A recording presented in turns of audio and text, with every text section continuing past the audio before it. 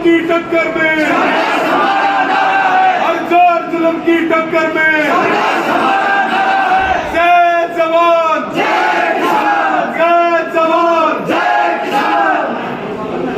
अध्यक्ष जी और यहाँ उपस्थित हमारे पिता तुल्य बुजुर्गों, किसान बिरादरी के सरदारों, नौजवान साथियों, मेरी माताएं बहनें और सभी मीडिया के बंधुओं, आज 11 दिसंबर को ये ज्ञापन के कार्यक्रम पूरे देश में है, क्योंकि संयुक्त किसान मोर्चा की कॉल है।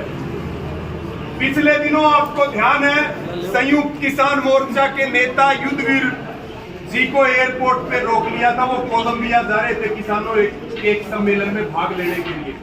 पता है कि नहीं? ये सारों को हाथ उठा के बताओ। बार बार हमारे नेताओं को एयरपोर्ट पे रोका जाता है, उनको दूसरे देश में जाने से रोका जाता है।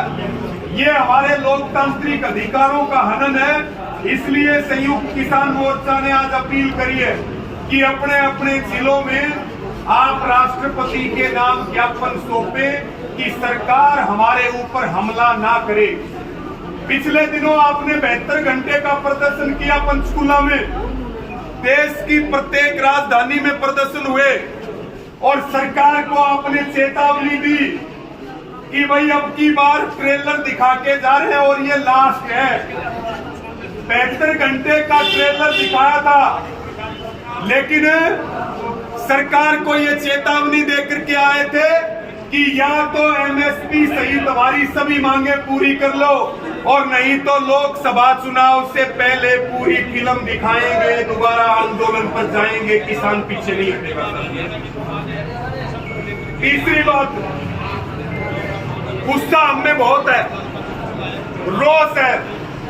जेपी दलाल ने अभी जो बोला, अभी गिगड़ाऊ में महापंचायत हुई, आप में से कौन कौन गया था? एक बार हाथ उठा करके बताओ, हाथ उठा करके बताओ। वहां लोहारू गिगड़ाऊ कौन कौन गया था और वहां पे क्या फैसला लिया था जेपी दलाल के खिलाफ? पहला फैसला कि पूरे हरियाणा में कोई भी राजनीतिक कार्यक्रम जेपी दलाल का होगा उसका विरोध करेंगे, उसका बाइकाट करेंगे, उसका बहिष्कार करेंगे। दूसरा फैसला, दूसरी अपील करी थी कि भाई कोई भी ब्याह शादी और खुशी के मौके पे जो बहन बेटियों की इज्जत नहीं जानते, जो लोग जिनके अंग्रेजों की आत्मा जिनमें बढ़ रही, क्योंकि बीजेपी वालों के पुरखे अंग्रेजों की मुखबरी करते थे और वो उनकी आत्मा भी इनमें बढ़ रही है बीजेपी वालों में। ये कह रहे हैं कि किसानों की बहुएं और बेटियां भागी हुई हैं और हम ये कह रहे हैं कि भाई जेपी दलाल का और बीजेपी वालों का हम जिक्र करने लगे तो पूरी दुनिया में उनको मुंह छिपाने के लिए जगह नहीं मिलेगी, लेकिन बहन बेटियां सबकी बराबर होती है। तो दो फैसले तो ये हुए, पहला बाइकाट करेंगे, दूसरा अपील करी भाई इसने मत बुलाओ, और तीसरा देला जुर्माना समझो हो नहीं समझो सारे इस तक उनका कोई सामाजिक दंड होगे। और हमारी मांग क्या थी? भाई जेपी दलाल माफी मांग ले सार्वजनिक रूप से, लेकिन उसने माफी नहीं मांगी, उसने अपनी कब्र खोदी है बहन बेटियों पे हमला करके।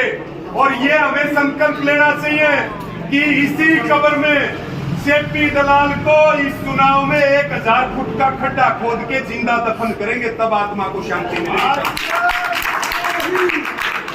राजनीतिक हत्या होगी जेपी दलाल की। ये लोग समाज में बैठने लायक नहीं है। आज तक तेला जुर्मानत बड्डा नहीं हो, कोई सामाजिक दंड को नहीं हो। आदमी चुल्लू भर पानी डूब की मर जाए तो भी इज्जत वापिस नहीं आवा, लेकिन खापों ने संयुक्त किसान मोर्चा ने लगाया।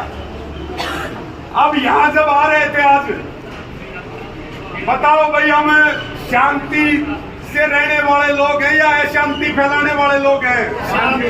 अशांति कौन फैलाता है? सरकार और प्रशासन। और शांति कौन करता है? किसान। हम हमेशा जब भी इशारा आते हैं, धरना कहाँ देते हैं? इस गेट के आगे देते हैं कि नहीं देते? आज कितने फुट आगे बैरिकेडिंग कर रखी थी? बताओ कितने फुट आगे? 20 फुट आगे कर रखी थी कि नहीं कर रखी थी? यहाँ के प्रशासन को भी हमारा ये कहना है कि सरकार की दलाली ना करे। प्रशासन जनता का सेवक बन के काम करे। सरकारें बदलती रहती हैं। आज इस पार्टी की सरकार है, कल दूसरी पार्टी की सरकार आएगी। आप सरकार के वहम में ना रहे। किसान गेट पर बैठता था, आज पहली बार 20 फुट आगे बैरिकेटिंग करी है। हमने शांति प्रिय तरीके से बैरिकेटिंग हटाई है। हालांकि ये तो माहौल बिगाड़ना चाह रहे थे कि नहीं बिगाड़ना चाह रहे थे? चाह रहे थे कि नहीं चाह रहे थे? और आज भी डंके की चोट पे कह रहे हैं हम कोई करोड़ों लोग लेके लड़ाई नहीं लड़ते, ना कोई लाखों लोग लेकर के लड़ाई लड़ते हैं। अगर किसान का रास्ता ऐसे रोकोगे तो अब की बार तो किसान यहाँ बैठ गया, अगली बार डीसी के ऑफिस में जाकर के बैठेगा। मजदूर एकता जिंदाबाद,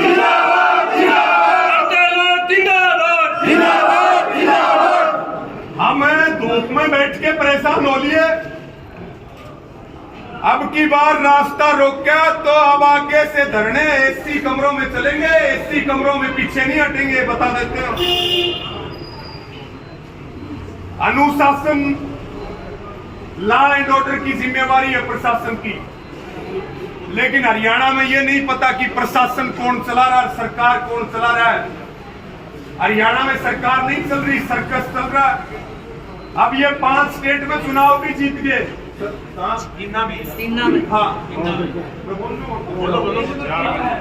क्योंकि 5 स्टेट के चुनाव कितनी स्टेट में जीते हैं, लेकिन मुझे लग रहा राजस्थान में खेलना पक्का होगा। ये बात दिख रही है। हो गया राजस्थान में पक्का इलाज होगा इनका। इसके साथ में एक बात और बताओ मुझे, हर आदमी इनके खिलाफ झंडा ठा के खड़ा है। हर रैलियों में इनकी कुर्सियां खाली रहती हैं और उसके बाद भी चुनाव यही जीतते हैं। ये कौन सा फार्मूला है भाई चुनाव जीतने का? हर आदमी नाटक है, बीजेपी को वोट नहीं देंगे, बीजेपी को वोट नहीं देंगे। हमें ऐसा लग रहा है कि बीजेपी को हराना है तो ईवीएम की छाती पे चढ़ाई करनी पड़ेगी। ये पक्की बात है, नहीं ये हारेंगे नहीं। जिस हिसाब से ये जीत रहे फिर तो ये 100 साल हारने वाले नहीं है। मेरी किसानों को भी अपील है, किसान वोट बैंक बनना चाहिए इस देश में। ये कृषि प्रधान देश है, किसान मजदूरों का वोट बैंक बनना चाहिए। और जिस बीजेपी ने हमारे ही वोट लेकर के हमारी कबर खोदी है, हमारे आने वाले बच्चों के भविष्य के लिए, जमीन के लिए, नस्ल और फसल के लिए, जमीन के लिए, एक बार इसको उखाड़ के फेंकना पड़ेगा, माटी में मिलाना पड़ेगा, नहीं तो ये नाश कर देंगे हमारा। अभी बहुत सारे काम होंगे, जमीनों पे नजर है, विपक्ष को भी दबाया जा रहा है, मुकदमे लिखे जाएंगे, जेलों में नेताओं को बंद किया जाएगा।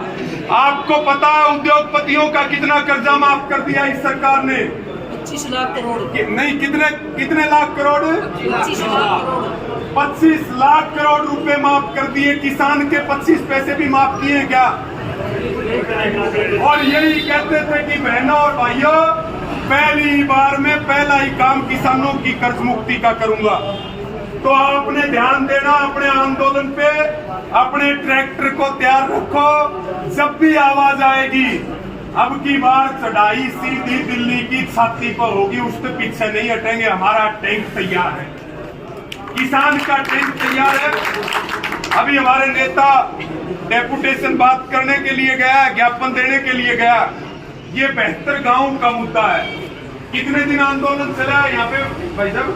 4 महीने 4 महीने यहाँ धरना चला दिन रात। उसके बाद भी रिलायंस कंपनी ने 72 गांव का क्लेम नहीं दिया। ये बहुत बड़ा मुद्दा है और ये हमारा संकल्प है। 72 गांव को जब तक क्लेम नहीं मिलेगा तब तक हम पीछे नहीं हटेंगे। एक एक नया पैसा किसानों को दिलवाएंगे।